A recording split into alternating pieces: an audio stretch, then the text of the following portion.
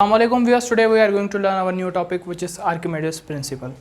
इससे पहले हमने लिक्विड प्रेशर का टॉपिक स्टडी किया था। मैं आपको रिकमेंड करूंगा कि वो आप वॉच करें, क्योंकि इसमें कुछ मैं ऐसे फार्मूलाज यूज़ करूंगा जो आपने अंडरस्टैंड नहीं किए हुए और वो ये टॉपिक आपको समझ नहीं आएगा। तो आज आर्किमेडिस प्रिंसिपल की स्टेटमेंट के मुताबिक when an object is fully or partially immersed into the liquid, a force acts on it. The magnitude of that force is equal to the displaced water. अब आर्किमेडिस प्रिंसिपल के मुताबिक जब आप कोई object water field container में place करते हैं fully और पार्शियली, तो उस पर एक फोर्स एक्ट होता है वाटर की तरफ से, और उस फोर्स का मैग्नीट्यूड इक्वल होता है वाटर डिस्प्लेस के। अब वाटर डिस्प्लेस क्या है?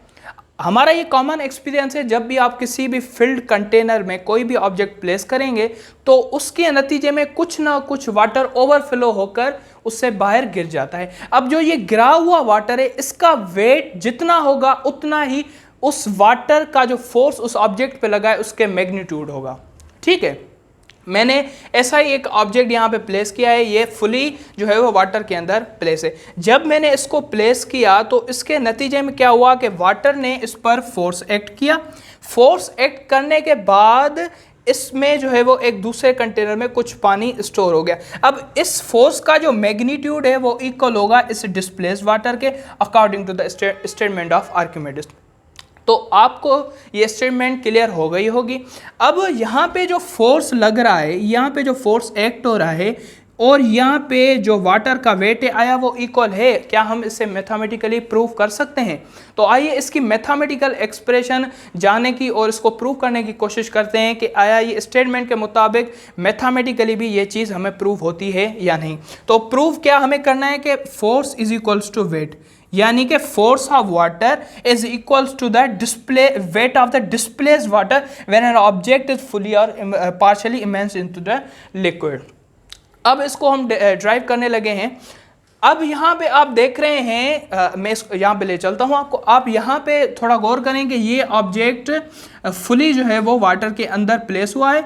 इस पे अपवर्ड टू डाउनवर्ड एक फोर्स एक्ट हो रहा है और डाउनवर्ड टू अपवर्ड एक फोर्स एक्ट हो रहा है। हमने पिछली वीडियो में प्रेशर का फार्मूला पढ़ा था, pressure is equals to rho जी और एच। ठीक है, अब ये P1 में कर देता हूं और H1 कर देता हूं। इस प्रेशर को मैं downward to upward to downward ले रहा हूं, क्योंकि ऑब्जेक्ट जब लिक्विड के अंदर है तो ऊपर से नीचे भी फोर्स लगेगा और नीचे से ऊपर भी उसको एक फोर्स एक्ट होगा। तो मैं ऊपर से नीचे आने वाले फोर्स को P1 ले रहा हूं और नीचे से ऊपर आने वाले फोर्स को P2 ले रहा हूं, रो जी H2, और हाइट भी 2 ले रहा हूं। अब हमने एक कॉमन फार्मूला जो है वो प्रेशर का पढ़ा है, pressure is equals to force किसी भी पर यूनिट एरिया पर एक्ट हो। ठीक है, अब ये P1 में ले रहा हूँ और F1, क्योंकि मैं ये अपवर्ड से डाउनवर्ड के लिए इक्वेशन ले रहा हूँ जैसे मैंने ये ली है, और ये तो जनरल इक्वेशन है, ये लिक्विड के अंदर इक्वेशन है। उसके बाद ऐसी ही सेकंड इक्वेशन में ले रहा हूँ P2 is equals to F2 upon A। ठीक है, ये क्लियर हो गया आपको। ये देखें, यहाँ पे हमें P1 की वैल्यू मिली हुई है और P2 की भी वैल्यू मिली हुई है। यहाँ पे हमारे पास इक्वेशन है, तो P1 की वैल्यू हम यहाँ पे सिर्फ सिंपली रीअरेंज करेंगे। तो P1 की वैल्यू तो हमें मिली हुई है, मैं वही सिंपली रख देता हूँ, PGH1 is equals to F1 upon A। ये हो गई हमारे पास फर्स्ट इक्वेशन, और PGH2 is equals to F2 upon A, ये हो गई हमारे पास सेकंड इक्वेशन। यहाँ तक क्लियर हो गया। मैंने सिर्फ सिंपली P की वैल्यू जो कि लिक्विड में होती है, अपवर्ड टू डाउनवर्ड दो तरफा प्रेशर एक्ट हो रहा है उस पर, तो मैंने अलग अलग इक्वेशन बना दी, और ये जनरल इक्वेशन है हमारी प्रेशर की, तो मैंने सिंपली इसमें P1 और P2 की वैल्यू यहाँ पे सब्सटीट्यूट कर दी। अब इससे अगर हम फोर्स की वैल्यू बनाना चाहें तो इस तरह हम बना सकते हैं कि बाय क्रॉस मल्टीप्लीकेशन A हो गई, इससे मल्टीप्लाई, तो F1 हमारे पास हो जाएगा रो GH1 multiply by A। Clear हो गया? सिर्फ सिंपली मैंने क्रॉस मल्टीप्लिकेशन किए, A मल्टीप्लाई हो गया इससे। इसी तरह से अगर हम F2 की वैल्यू मालूम करना चाहें तो वो भी होगी रो GH2 multiply by A। Clear हो गया? F1 और F2। अब हमारे पास दो फोर्सेस की वैल्यू यहाँ पे बन चुकी है। अगर हम इन दो फोर्सेस का रिजल्टेंट फोर्स मालूम करना चाहें तो हम सिंपली क्या करते हैं, F2 में से F1 को माइनस करते हैं। तो resultant force is equals to F2 minus F1, ठीक है। उसके बाद आ जाएंगे यहाँ पे हम इनकी वैल्यू जो हमारे पास गिवन है इसको सिंपली सब्सटीट्यूट कर देते हैं। यहाँ पे F is equals to F2 की वैल्यू हमारे पास क्या है, rho g h two multiply by A, simply वही लिख देते हैं, rho g h two multiply by A, minus की सिंबल वही। F1 की वैल्यू यहाँ पे रख रहे हैं, rho g h one multiply by A. Clear हो गया यहाँ पे। अगर आप यहाँ पे देखें तो रो जी एच और ए, रो जी एच वन और ए, और रो जी जो है वो एरिया और रो जी एरिया यहाँ पे कॉमन हमें निकल रहे हैं।